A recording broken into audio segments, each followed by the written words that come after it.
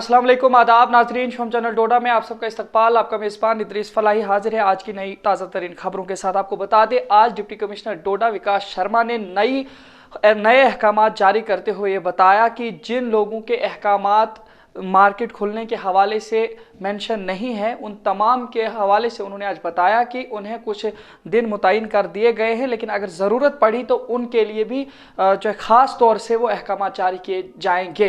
इसके अलावा उन्होंने साफ तौर पर बताया जो क्वारंटीन सेंटर्स और वार्ड्स पंचायतों में बनाए जाने थे वो तमाम तरह से हो चुके हैं, और उन्होंने ये मुबारकबाद भी पेश की है पूरे पंचायत के उन तमाम लोगों को जिन्होंने इन तमाम कामों में हिस्सा लिया है। साथ ही साथ उन्होंने लोगों को फिर से एक बार वैक्सीनेशन के लिए बुलाया है और उन्होंने कहा है कि ज़्यादा से ज़्यादा मात्रा में आने की कोशिश करें। इसी तरीके से फिलहाल देखिए हमारे नुमाइंदे दिलशाद शेख की इस खास रिपोर्ट में।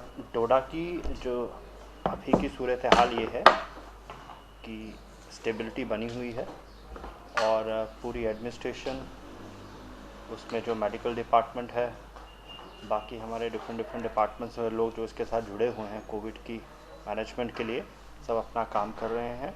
और जो पॉजिटिविटी रेट है वो भी लो हुआ है। और इस दौरान पिछले एक हफ्ते में जो लॉकडाउन ईज़ हुआ है उसमें हमने पूरी कोशिश की है, स्ट्रिक्ट इंस्ट्रक्शन इशू की गई हैं कि लोग जो हैं वो बिहेवियर कोविड का पालन करें।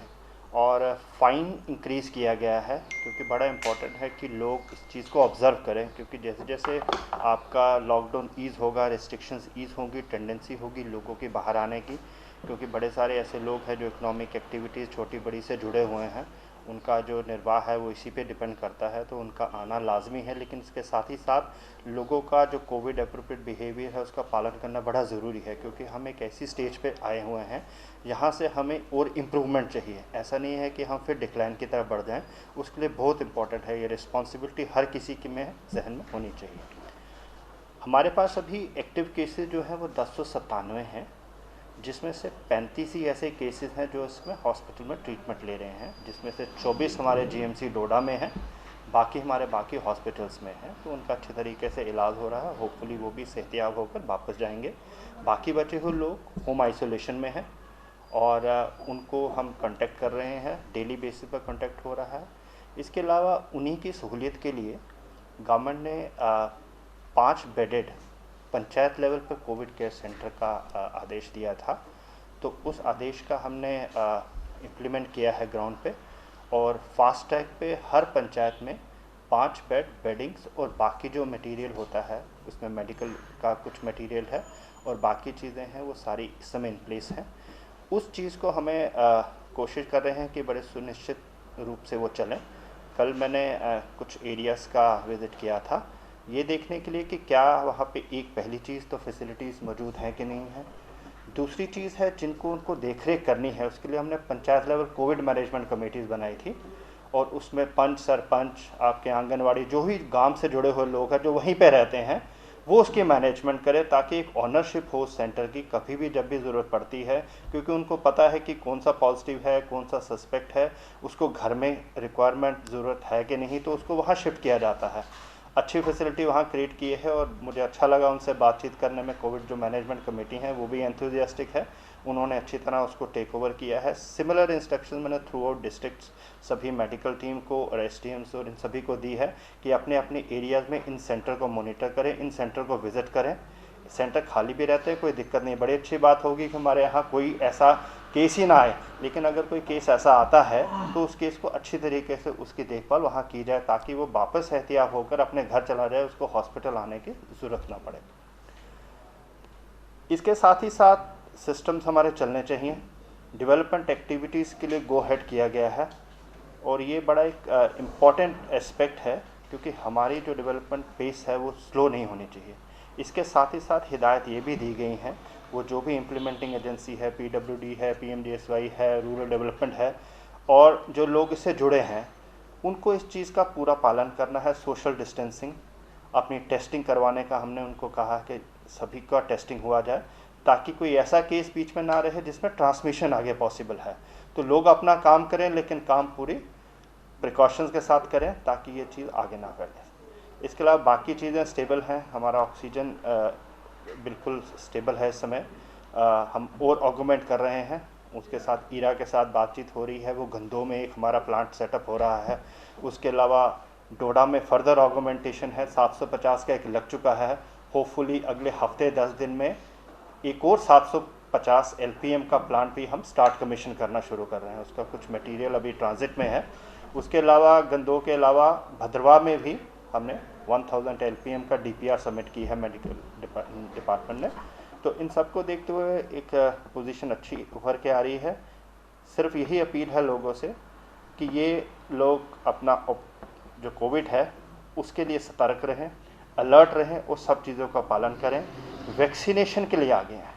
वैक्सीनेशन के लिए हमने बड़ी टीमें मोबिलाइज़ कर दी हैं। हर जगह से, वो चाहे मीडिया हो, रिप्रेजेंटेटिव हो, सब अपनी अपनी तरफ से अपील कर रहे हैं लोगों को।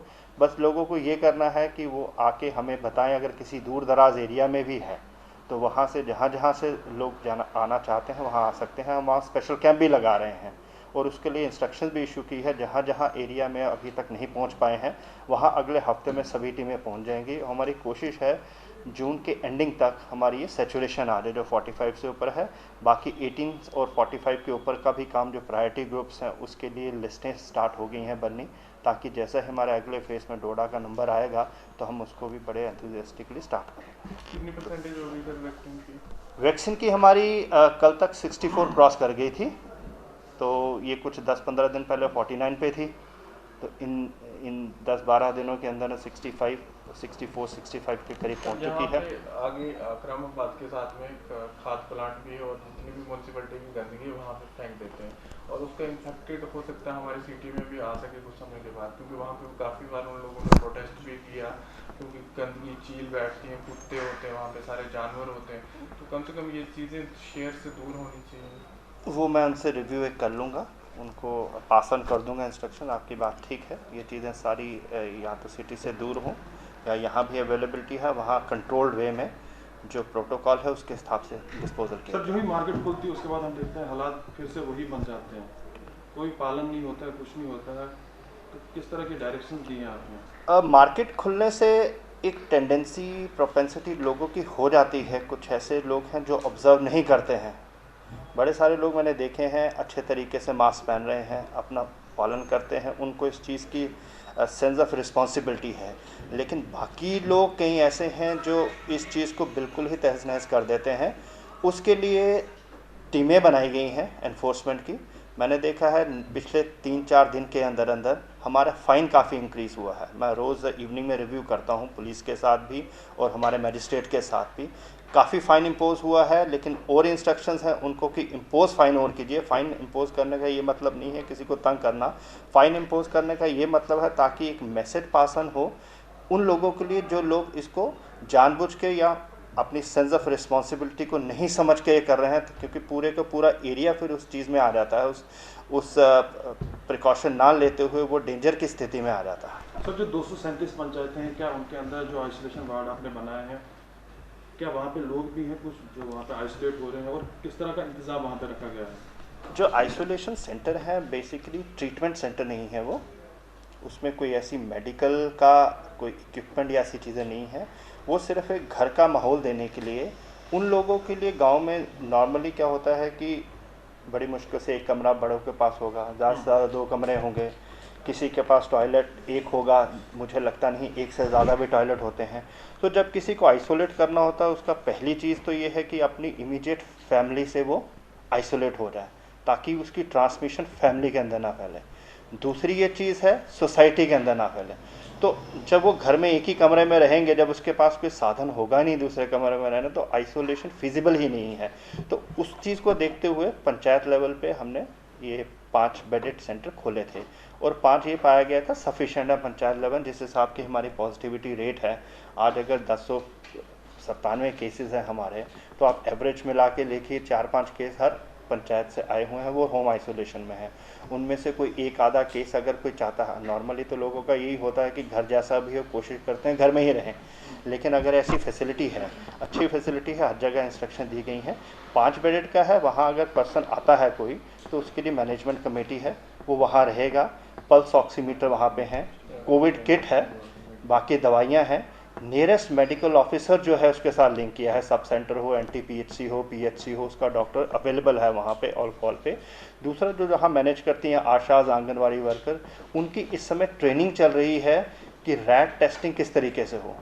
मटेरियल वहाँ मौजूद करा दिया गया है, बड़ी जगह पे वो ट्रेंड हो गई हैं। कल मैंने देखा एक जगह ट्रेन हो चुकी थी और बाकी जगह पूरा सिस्टम, 2 में से जो मैंने देखा, तो उनका एक शेड्यूल चल रहा है ताकि हमारा जो गांव के अंदर, पंचायत के अंदर ही टेस्टिंग की फैसिलिटी हो और टेस्ट कराने वाले भी अवेलेबल हो, ताकि किसी को कोई सस्पेक्ट होता है तो उसको बड़ी दूर ना जाना पड़े, ना किसी टीम को वहाँ बुलाने की जरूरत पड़े। सर आपने देखा हम बाकी सारी जगहों पे मीडिया को जो वैक्सीन लग चुकी है, अभी तक हमारी इतनी लेट क्यों कराया जा रहा है?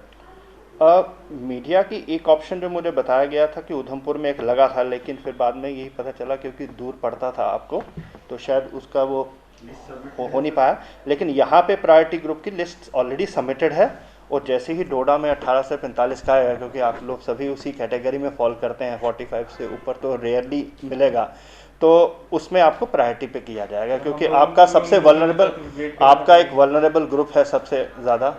जिस तरह हम काम कर रहे हैं, आप काम कर रहे हैं, सबसे ज़्यादा हम अपनी बाकी चीज़ें पीछे छोड़कर पब्लिक में आ रहे हैं, पब्लिक को अपील कर रहे हैं, मैसेज प्रोपोगेट कर रहे हैं, तो आपको प्रायोरिटी पे किया जाएगा। सर अभी जो मार्केट खुली ना, तो उसमें कुछ लोग बच चुके हैं, उनके लिए कोई गाइडलाइंस नहीं, इसलिए रेली वाले वगैरह उसमें शिकायत करें, उनके लिए क्या गाइडलाइंस या जो टायर दुकान वाले हैं बाकी जैसे? इसमें हमने एक प्रोविजन ऑर्डर में डाला था कि जिनका जिक्र नहीं किया गया है, क्योंकि कोशिश की गई है जितना कॉम्प्रिहेंसिव हो सके उतनी इंक्लूड की जाए, लेकिन फिर भी अगर कोई रह गई है उसको हमने डेज फिक्स किए हुए हैं ऑलरेडी।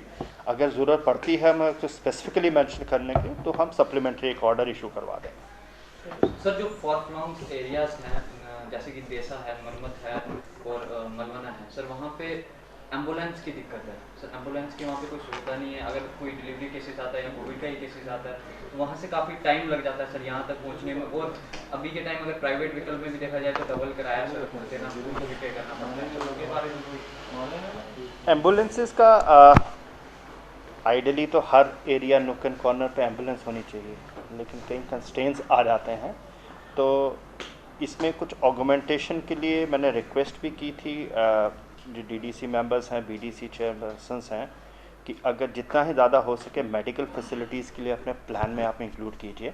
वो प्लान उनके ऑलमोस्ट एडवांस स्टेजेस पे हैं, उसका एक रिव्यू करके देखेंगे कि कितना उन्होंने इंक्लूड किया है, क्योंकि उनको पूरी अवेयरनेस है किस एरिया में क्या रिक्वायरमेंट है।